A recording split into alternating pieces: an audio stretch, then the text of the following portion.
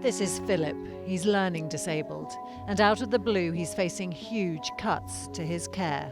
The way that the assessment has been carried out, I would say, is illegal. And Philip isn't alone. In fact, we know of many others in the same position in Surrey. The decision to cut his hours was done really behind our backs and seems to just be to save money. So how did it happen? And what now for Philip and others in his position? Show me. Yeah. Come on then, open up. Philip Brown loves the home where he lives, in supported living due to his Down syndrome and autism. And you've got your own keys. But now his settled way of life is under threat.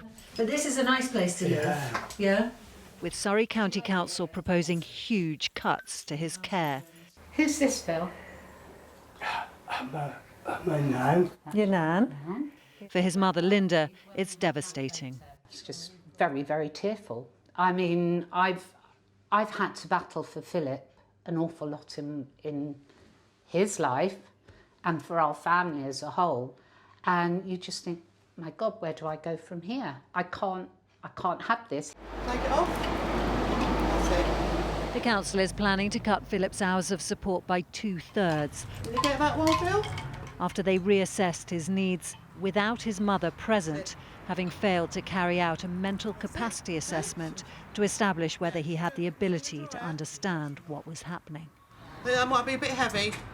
Got it? Yes, I'll take it. Yeah, thank you. If Philip had been asked, Philip, would you like your mum here? Philip would have said yes, because Philip knows I'm always here with him.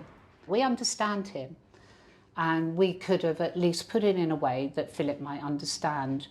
How do you feel about being excluded from that process when you have been so constantly involved in advocating for your son throughout his life? The way that the assessment has been carried out, I would say, is illegal. It took me many emails and many telephone calls to say, I need to see a copy of this assessment. Glaringly, obviously, so many inaccuracies in this. What Surrey are proposing is just not going to work. It's dangerous. Philip isn't the only person affected. We know of 26 other learning disabled adults in Surrey who are facing average cuts of almost 50% to their care on the basis of what their care provider also believes were flawed assessments. By and large, capacity assessments weren't undertaken. And what that meant is that people's families were excluded. It means that us as a care provider were excluded from that process. It meant that the people that know those individuals well were excluded from that process. I think it was negligent on the part of the council, and I think it was, I definitely believe it to be illegal.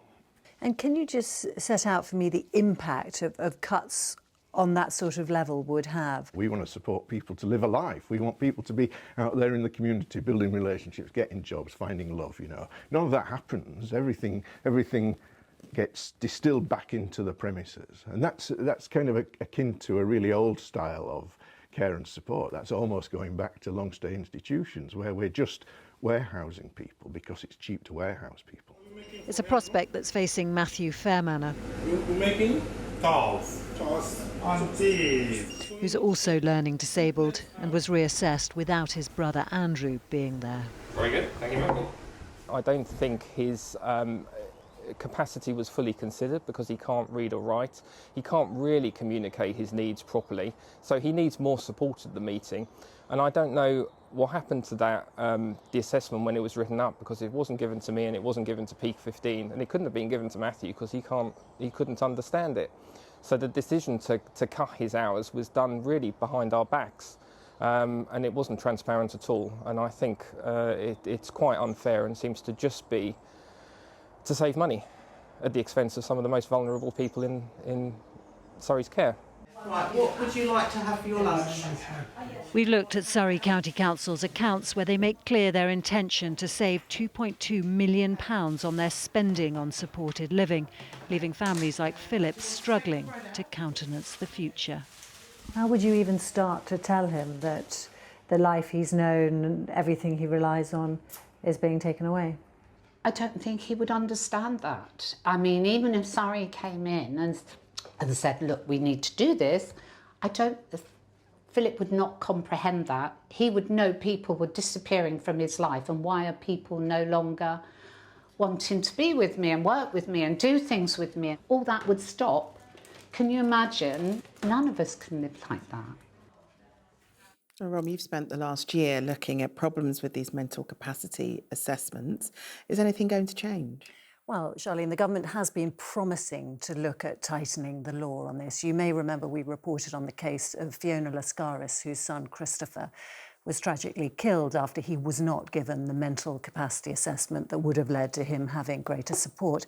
And Fiona has been working with the government on Christopher's law, which would mean the authorities have a duty to carry out these assessments where capacity is in doubt. Currently, for example, a single social worker can just decide that they don't need to happen. And I've just had an update from the Department of Health, and they say that they will be updating the Code of Practice on the Mental Capacity Act this year. And the situation of Philip and Matthew there and all the others show just how much this is needed. We've put the family's allegations to Surrey County Council, and they've told us they are increasing investment in adult social care, that Care Act assessments are carried out by qualified professionals in line with their legal duties. Since we filmed with Matthew, Surrey County Council have offered him a further assessment of his needs with his brother present. But in all the cases, they are still denying that any mental capacity assessments need to be carried out. And it won't be only Surrey County Council where this is happening. Adult social care budgets, as we know, are paper thin all over the country. And what that means is that those who are least able to make a fuss, who aren't able to understand the questions that are being put to them or the letters that are being sent to them, are facing the walls closing in on them. OK. Rob, thanks very much.